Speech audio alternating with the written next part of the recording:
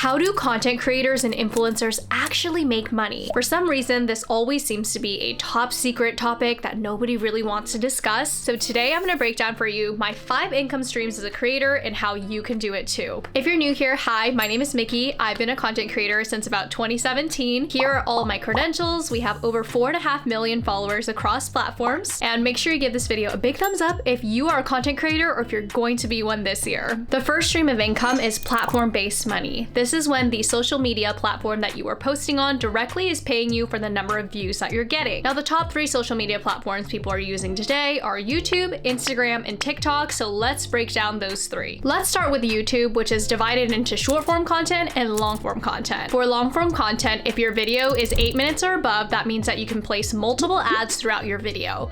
YouTube can do this automatically, and you can also go in and manually move exactly when you want the ads to play. Now, there are different types of ads that display, including skippable ads, non-skippable ads, display ads, and overlay ads. YouTube takes 45% and you take 55%. Not all videos are made equal because advertisers will pay different rates depending on a variety of different factors, including the niche, the topic of your video, as well as the time of the year. So there are 2 key phrases here, RPM and CPM. CPM is what advertisers pay, and RPM is the number that you're making for every 1,000 views after YouTube's cut. For this reason, instead of talking about CPM, it's more helpful to talk about RPM, which is the actual amount of money that you're going to be able to take home. Let's talk about these specific factors that affect RPM so that perhaps you can plan this before you even decide to film a video. Number 1 is audience location. Some countries and their advertisers are known to pay more. This includes countries like the US, Canada, and Australia. So having a US-based watcher audience is very valuable. Number 2 is your content niche. Some niches just pay higher than others. A great example of this is finance. Finance, investing, business, tech, all of these companies tend to have more money, and there's also a lot of advertisers and competition in the space, so they are competing for ad slots, and therefore the amount that they pay is higher. Let's say I have 2 videos. My RPM on finance videos is often double, if not quadruple, what my regular lifestyle videos are. Number 3, like we talked about, video length. Your video has to be at least 8 minutes long in order to have mid-rolls. The more ad slots you have in a video, the more money you're making from it. But of course, this is something that you need to carefully balance because you don't want to place so many ads that your audience is getting annoyed and clicking out of the video. Number 4 is audience age and their buying power. Let's say I have a press-on company targeting Gen Z, then I'm gonna try to find creators that would have that audience. As a general rule of thumb, the highest buying power usually lands between age 25 to about 45. And number 5 is seasonality. A lot of the times brands have a budget that they have to use up within a calendar year, or sometimes it's academic year, and Q4 is really crazy. You have a bunch of holidays, a lot of big spend events like Black Friday, Christmas. Therefore, because a lot of advertisers with a lot of leftover money are competing for the same ad slots, the RPM tends to be a lot higher during the holidays. Now, we've talked about long form, let's talk about short form. YouTube Shorts uses a pooled model, which means that ads run between shorts in the feed. So all of the revenue from YouTube Shorts goes into one pool, and then YouTube takes a cut. Then the remaining money is distributed to creators based on how many views your videos got. The split for Shorts is also 45% to creators and 55% to YouTube, but Shorts often use copyrighted music, so YouTube does have to pay for that music licensing, and supposedly if you are using copyright music in your videos, you will also get a lower RPM. And finally, creators also make a share from YouTube Premium revenue. If a YouTube Premium subscriber watches your video, then you earn a portion of their subscription fee based on the watch time share. Now let's talk about Instagram. As it currently stands, I am not being paid to post on Instagram in any way, shape, or form. The platform itself does not pay me. Throughout the history of Instagram, there have been times that they did pay their creators. Most notably, they had a Reels bonus program where based on the number of views you got, you would get paid a certain amount. And there are also creators who have gotten paid flat fees to post X number of videos, but as it currently stands, there isn't something that's just open to the general public. Instagram is obviously under Meta, and Meta also owns Facebook. Now, Facebook itself, even if it's the same reel from Instagram being cross-posted to Facebook,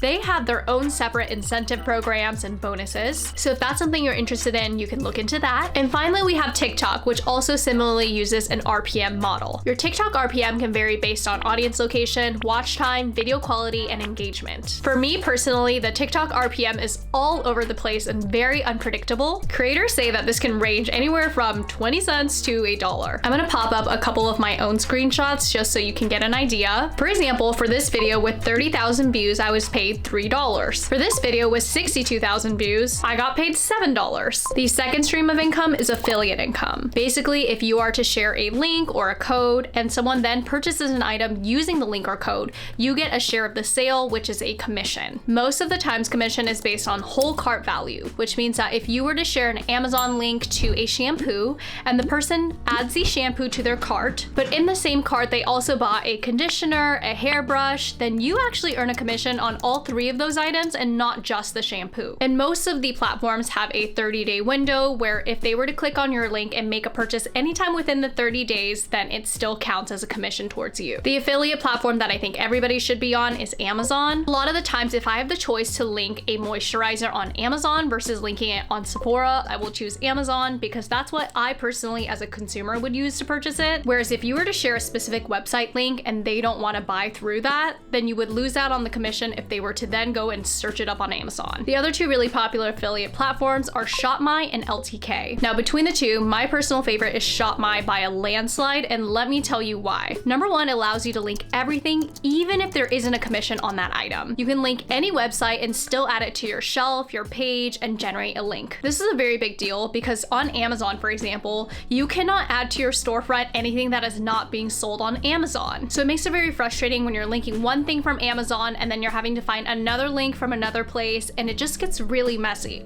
ShopMy gives you the ability to house everything in one place even if you aren't earning commission. Number two, it is really user-friendly and easy to use. I personally use the ShopMy app so I can generate links anytime on the go. Let's say I'm outside taking an Instagram story of my outfit, I can link it right away. And finally, as a creator, on the back end of ShopMy, you have the ability to chat and communicate directly with brands. They can offer you gifting, you can request gifting, and it's just really great for relationship building. If you want to be a ShopMy creator, I will leave my personal affiliate link in the description box. I've gotten so many of my friends on it and they all love it. Third stream of income is brand deals and sponsorships. This is the fat, juicy one that I know everybody wants to talk about. And again, this topic alone could be 10 videos in itself. The short of it is that a brand is paying you in exchange for social deliverables. There are so many different ways that this can be structured, but here are the three main things that you're being paid for. Number one, the actual deliverables. Is it on Instagram? Is it on TikTok? Is it syndicated to both? You also have to specify whether this is photos, a single photo, carousel versus video. Number two is exclusivity. For what period can you not work with other competitors? Let's say you are working with a pimple patch brand. There are a lot of other pimple patches out there. They might say that we want 2 weeks exclusivity before and after our ad goes live. That means that you can't work with other pimple patch brands for 4 weeks total, and therefore the brand will be paying to kind of restrict this time. And then usage. There's two kinds of usage: organic usage and paid usage. Organic usage is when they organically repost your content on their page. Paid social usage is when they whitelist your content or put money behind the ad to make it perform better. Most of the times creators will post the ad on their own page, and then brands will put money behind those ads to make sure that it reaches more eyeballs. Now, if you're wondering how much paid usage is, it's usually a percentage of how much you're getting paid for the brand deal. So a brand can say, I will pay you 20% of what the deal was to run ads on it for 1 month. Now, how much are creators actually getting paid from brand deals? Because you and I have both heard the stories. We know that there are people who can pay off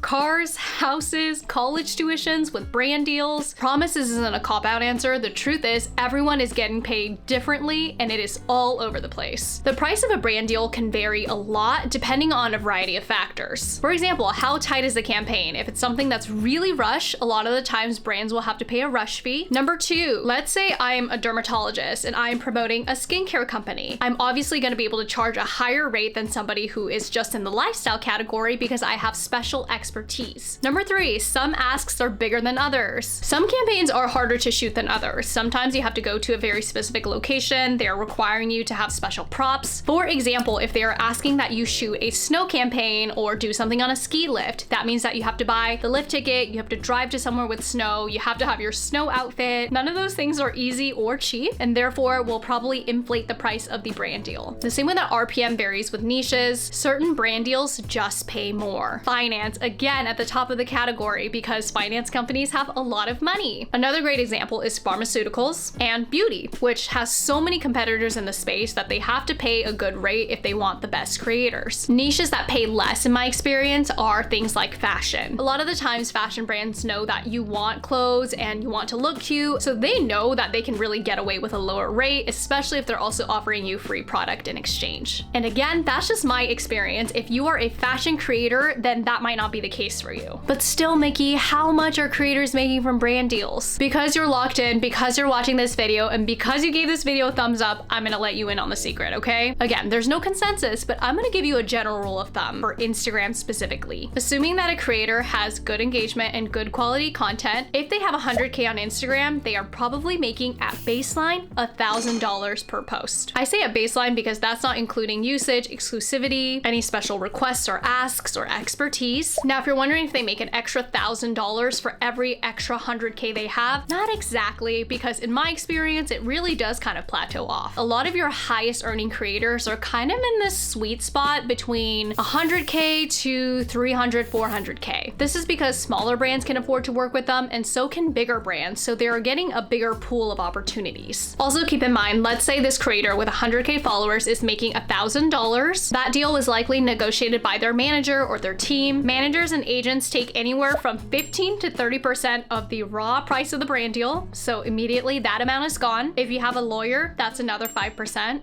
If you have a business manager, that's another 5%. So basically, there's a lot of people who have to get paid before you get paid. I know somebody with over 1 million followers that is charging $75 for a TikTok post, and I know someone with less than 100K followers who has taken a 6-figure brand deal. It really depends on the type of creator you are and how easy it is to monetize your content. Let's talk about what kind of creator is most likely to be hired for a sponsorship. There are some prerequisites. Number one, your content has to be brand friendly. Brands do not want to sponsor people who are going to be censored by the platforms themselves. That means that you can't swear too much in your content, you don't want to wear overly revealing clothes, and everything kind of along those lines. Number two, you can't talk overly negatively about people or brands. So if the premise of your content is negative and you're talking a lot of gossip, tea, and exposing things, that usually doesn't sit well. And I am not saying that you can't be honest and say that you don't like a product. It's the way that you say it. If you're saying, this product sucks, it's horrible, I can't believe this company exists,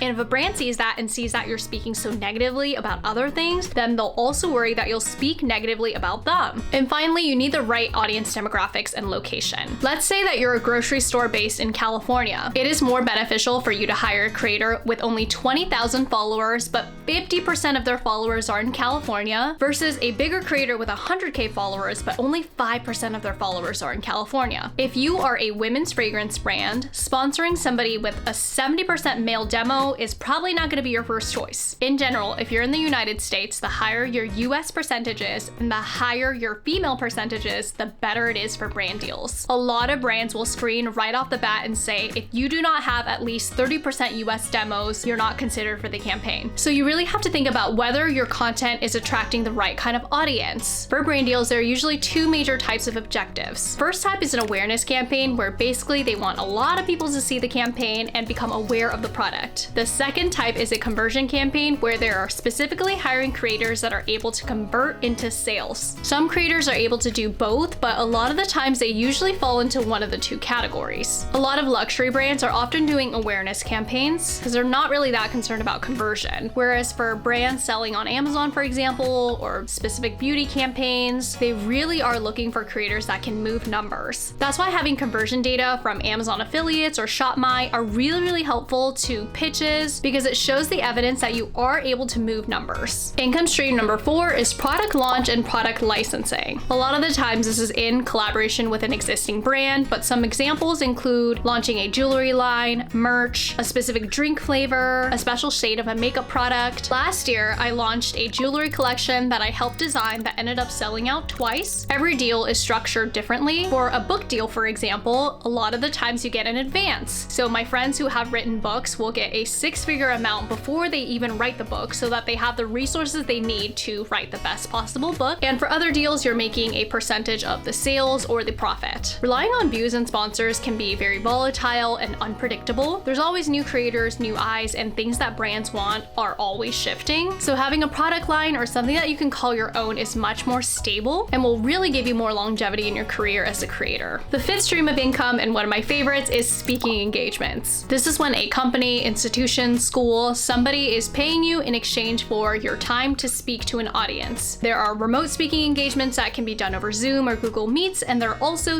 in-person speaking engagements. This can happen in a keynote format where you are the main character and you are the person speaking and presenting, or in a panel format where there are perhaps multiple other creators. Typically, people who have a very clear niche are more likely to be hired for speaking engagements. For example, for a medical device company, they're much more likely to hire perhaps a doctor content creator to be their speaker. The same way a finance creator is in a better position to be hired to be on a panel in front of SoFi execs. In the past, Kevin and I have spoken on panels for AAPI Heritage Month, Taiwanese American Student Associations, a lot of colleges, schools, nursing programs, medical schools, which all really makes a lot of sense considering who we are as people and the type of content that we are making. Now, we've talked a lot about the income streams, but we haven't talked at all about the expenses that creators incur. Just to name a couple, you probably have to pay a manager, maybe an agent on top of that, a lawyer, perhaps a business manager, an accountant, editors, assistants. Let me know if that's something that you're interested in hearing next time, or perhaps there was a specific part of this video that you wanted more information on. Please let me know in the comments as usual. I hope you found this video useful. I am so excited for you to be able to monetize your content and really grow this year. Don't forget you're a 10 out of 10. Don't let anyone ever make you feel otherwise, and I will see you guys next time.